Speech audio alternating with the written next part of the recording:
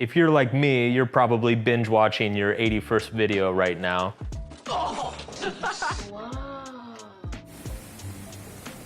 Hey, I can't blame you. I do the same shit. But you know, it's funny watching YouTube all the time or being on social media all the time. You're always exposed to the most extraordinary parts of human experience. For instance, I can get on YouTube or Instagram and I can instantly see a guy pick up 1,000 pounds off the floor and he's got arms like the size of my toilet bowl. Or I can see an 8-year-old who's better at piano than I am at anything, really.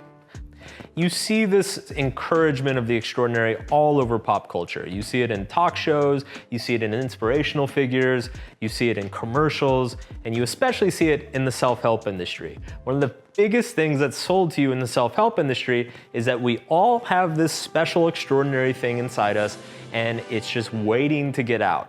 All you need to know is the secret to get it out of you. That unless you're doing something incredible with your life, then it's somehow wasted.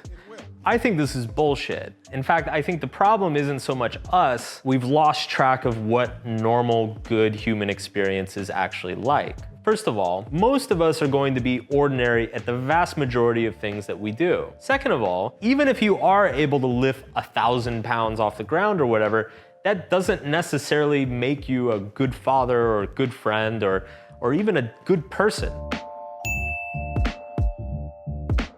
These extraordinary things that we're exposed to while being super cool and entertaining aren't necessarily the most important metrics to be gauging our lives on. So this is a bell curve. And if you wanted to graph most human skills and activities and put all the people who are the very best on the right and all the people who are very worst on the left, what you end up getting is a nice bell shape. The vast majority of people are in the middle somewhere, and as you get out to either extreme, there are fewer and fewer people at those extremities. When we see something like, I don't know, Michael Jordan slam dunking, he's in the 99.9th percentile. He's one of the best human beings that has ever lived. He's on this part of the bell curve. He's so far on this end of the bell curve that you can't even see what's over there. He doesn't even show up on the graph. And then you take somebody like, I don't know, this guy, he's so much worse than everybody. He's on the other end of the bell curve. What all this great technology and media has done to us is that we are constantly exposed to the extremes, to the tail ends of the bell curve, while we go outside and our day-to-day life is in the fat, boring middle. But Mark, if I'm not extraordinary, what do I do with my life?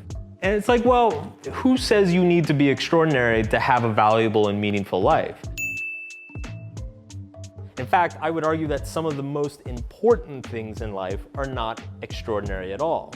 Things like raising a kid well, things like taking care of your health, being an honest and good person to your friends and family. These are not extraordinary things. In fact, they are the most ordinary things. And I think they're ordinary things for a reason, because they're the most important.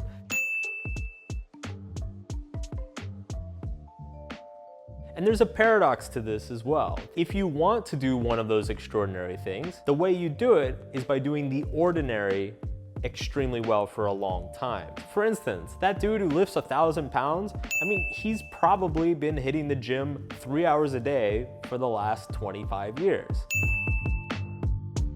There's nothing extraordinary about going into the gym and lifting slightly more weight than you did last time.